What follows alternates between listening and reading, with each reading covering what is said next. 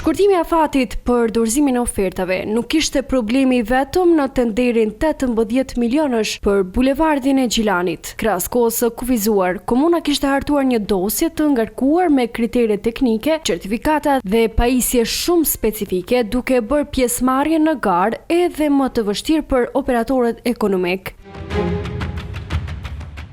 Para se të nënshkruaj kontrata, dy kompani të interesuara, Pro dhe Co Group dhe Semax, ju drejtuan organit shqyrtues të prokurimit duke pretenduar se kriteret ishin diskriminuese, të paarsyeshme dhe të hartuara në atë mënyrë që mund të favorizonin kompani të caktuara, ndërsa operatorët e tjerë të eliminoheshin nga gara.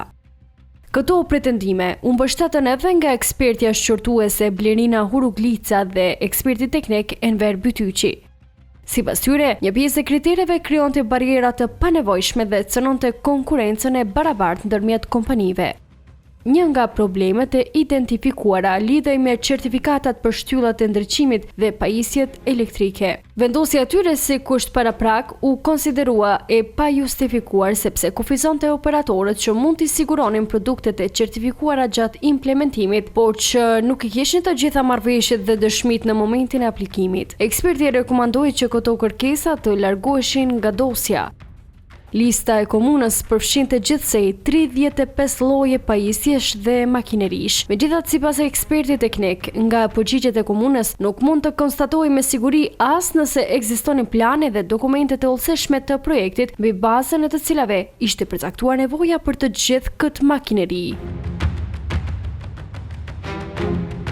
Në mesin e pajisjeve të kërkuara ishte edhe një gjysmë rimorkjo speciale me 2 pompa e destinuar për zhbllokimin e kanalizimit dhe zbrazjen e pusetave. Eksperti i OSHP-s konstatoi se pajisja nuk gjente përdorim në punët e përshkruara. Një tjetër kërkesë ishte vinçi hidraulik për ngarkimin dhe shkarkimin e automjeteve. Eksperti vlerësoi këtë kriter si diskriminues, pasi funksioni i kërkuar mund të kryhej me metoda dhe pajisje të ndryshme. Komuna kishte kërkuar edhe një vinç ascensor me konstruksion metalik të pajisur me elektromotor dhe me lartësi deri në 40 metra. Kompania ankuese argumentoi se në projekt nuk kishte objekte që arsyetonin një pajisje kaq specifike. Edhe eksperti pranoi se kërkesa ishte kufizuese. Sipas tij, një pajisje e tillë është e rrallë, ndërsa funksioni i saj mund të kryhej edhe me venç kulla ose me pajisje të tjera alternative. Kërkesa të tjera lidheshin me automiksirin vetë ngarkues për beton, kamionin kipern me kran, gjysmë-rimorkion kompresor, traktorin me fshirëse, xhipin transportues, furgonin special për punime elektrike dhe lugët ngarkuese me fshirëse. Pra nuk bëj fjalë vetëm për një apo 2 kritere të diskutueshme. Eksperti kishte gjetur një varg pajisjesh të panevojshme, dokumentesh të pajustifikuara dhe përshkrimesh tepër specifike që u akufizonin operatorëve mundësi për të përdorur metoda dhe mjete alternative. Kombinimi i një dosjeje kaq të vështirë me një afat të shkurtuar ngre dyshimin nëse të gjithë operatorët kishin realisht mundësitë e barabarta për të përgatitur ofertën.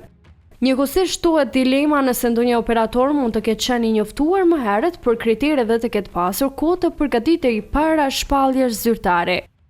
Pas analizimit të ankesave, ekspertët i propozuan panelit shqyrtues që ato të aprovoheshin si pjesërisht të bazuara. Ata rekomanduan që komuna të ndryshonte dosjen, t'i korrigjonte kriteret dhe ta zgjaste afatin për dorëzimin e ofertave. Por paneli i OSHP-s zgjodhi ta linte në fuqi vendimin e komunës.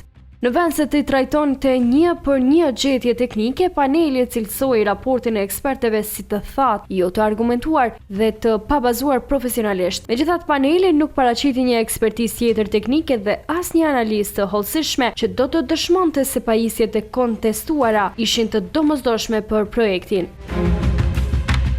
Paneli nuk shpjegoi përse ishte i nevojshëm traktori me fshirëse për një projekt ndërtimor, nuk tregoi se në cilin pozicion të paramasës do të përdorej pajisje për zhbllokimin e kanalizimit. Nuk argumentoi përse operatorët duhej ta posedonin një vinç të rrallë, një xhip specifik ose një furgon të veçantë, kur të njëjtat punë mund të kryheshin edhe me pajisje alternative.